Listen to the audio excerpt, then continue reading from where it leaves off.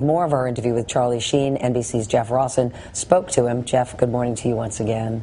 Hi, good morning, Meredith, once again to you. This was a candid conversation, as Matt mentioned. Charlie Sheen did not hold back at all, opening up about his drug use, his kids, violence, depression, and also his new war with CBS network executives who he claims are trying to destroy his family.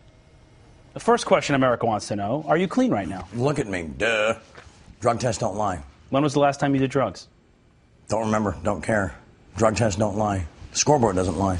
You say you've cured yourself of addiction. You don't need Alcoholics Anonymous. How have you done that? I closed my eyes and made it so with the power of my mind.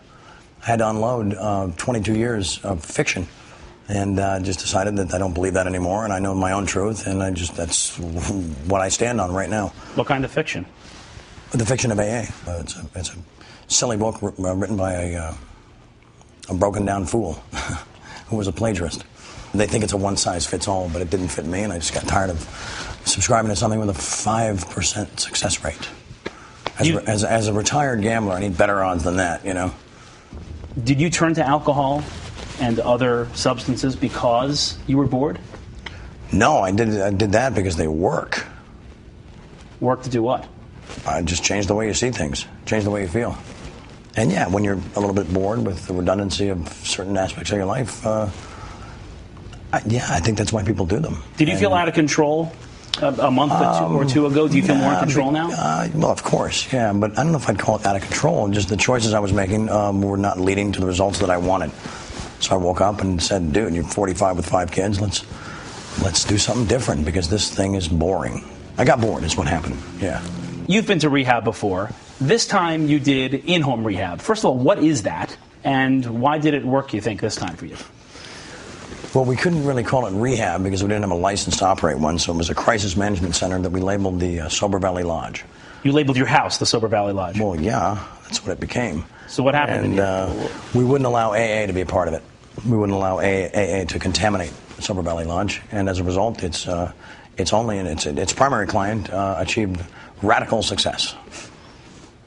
But even if Charlie Sheen is clean, damage has been done. Damage at the Plaza Hotel in New York City when in October he allegedly went on a drunken rampage against a porn star inside his room. His kids were right down the hall. And the conviction for assault in Colorado in 2009.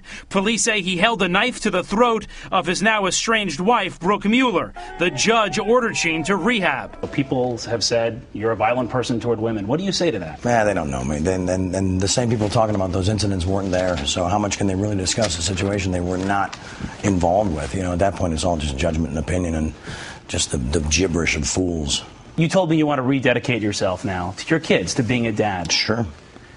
Are you embarrassed that your children will read about this one day? God, no. It's talking about an education.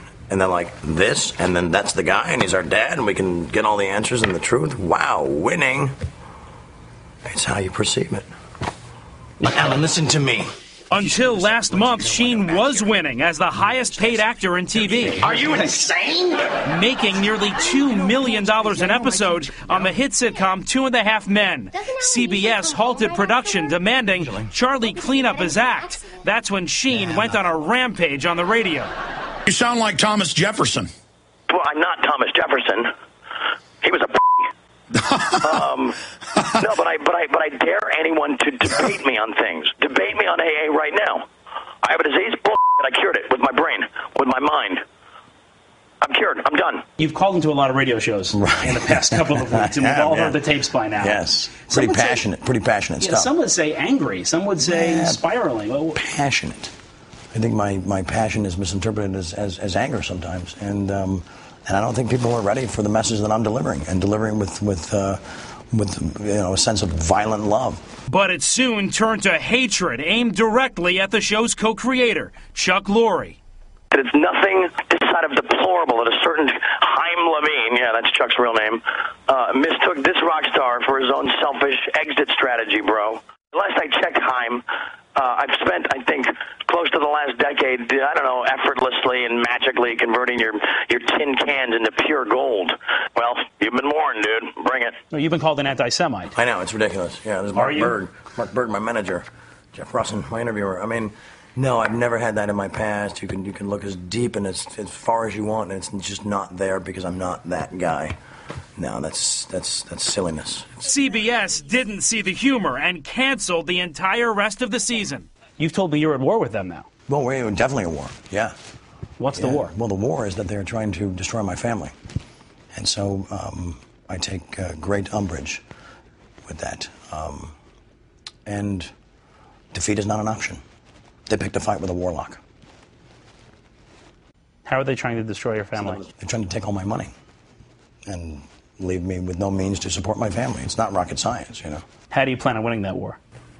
With zeal and focus and violent hatred. You either love or you hate. You live in the middle. You get nothing. Didn't CBS have a right to shut your show down? They're reading about you partying at all hours of the night, taking drugs, abusing alcohol. It's their show. Epic behavior. No, because after reading about that, then they observed a guy hitting every mark, nailing every line, every joke. What's your strategy? With a full house, screaming. Ever miss a day of work? Not a day that cost anybody any money. I missed practice. We're talking about practice. To quote the great Allen Iverson, practice. Come on, guys, we're talking about practice. Charlie Sheen and Chuck Lorre haven't spoken since the shutdown, but in our interview, Sheen wanted to address Chuck directly. If Chuck Lorre is watching right now, I imagine he probably is. He should be. What do you want to say to him? It's funny you'd ask. I actually have my questions right here. Because Chuck is the only man in the known universe who can answer these. And people are begging for an answer to these questions. Chuck, number one, why is it when I was ready to return to work, you told me there are no scripts ready to shoot? This obviously begs the second part of the question. What would we have shot had you not ordered the suits into my home to shut down my party? So you're saying he didn't write any scripts to even shoot a show? I can't speak for him. I'm just putting these out there because I think they warrant an explanation. Clearly, he didn't bring gum for everyone. Okay, number two, and why is it you issued a decree informing me that the remaining 8 shows of season 8 had been reduced down to 4? I don't recall getting a vote on this, by the way. Stating as well that season 8, our highest rated season to date, most shows are in decline by then and headed toward Will and Graceville, was suddenly to halt production 2 weeks earlier than scheduled. You're the only man that can answer this. Just got to remind these people. Number 3. When you were told that the crew would suffer gravely as a result of your dictatorial laziness, would you please explain what you meant by your statement, quote, they are not my problem, end quote. I'm sure there's like 120 some odd people that would love to hear the answer to that. Then Sheen pulled out the Alcoholics Anonymous handbook and took another swipe at Lorre and AA. Right out of here, Chuck. So if this is, in fact, your handbook for living, I direct your attention to page 417. You know what's coming. And acceptance is the answer to all my problems today. When I am disturbed, it is because I find some person, place, thing, or situation, some fact of my life unacceptable to me. And I can find no serenity until I accept that person, place, thing, or situation as being exactly the way it is supposed to be at this moment. Accept me, Chuck. Charlie Sheen seems confident he'll stay sober without the written guidelines of AA. But it's never come easy. Not for him. A lot of your fans have been worried about you. Worried about your health. Worry all they want, but are you going to OD? Are you going to die? That's for amateurs. Come on, no, I'm fine. I've always had a plan, and I've always executed it perfectly. Sometimes I overshoot the mark, whatever. How do you avoid slipping back into that again? I don't know. I just won't do it. I mean, I will not believe that if I do something, then I have to follow a certain path because it was written. And it was written for normal people. People that aren't special. People that don't have tiger blood and, Adonis DNA. Strong people have relapsed. Strong people have started using again. How do you avoid that? Fools. Trolls. Weak. Defeated. They allowed defeat to be an option. I will not. I'm not saying I'll never have a glass of champagne again or a glass of wine because those are, things that you celebrate with. I have no interest in cocaine. What's next for you? How do you convince a producer of a movie, of a TV show in this town to take you back on their set after basically being let go from the sitcom on CBS. Well, I mean, first of all, come Wednesday morning, they're going to rename it Charlie Brothers and not Warner Brothers.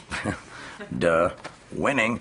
And it's not convincing anybody. It's like, guys, IMDb right there, 62 movies, and a ton of success. I mean, come on, bro. I won Best Picture at 20.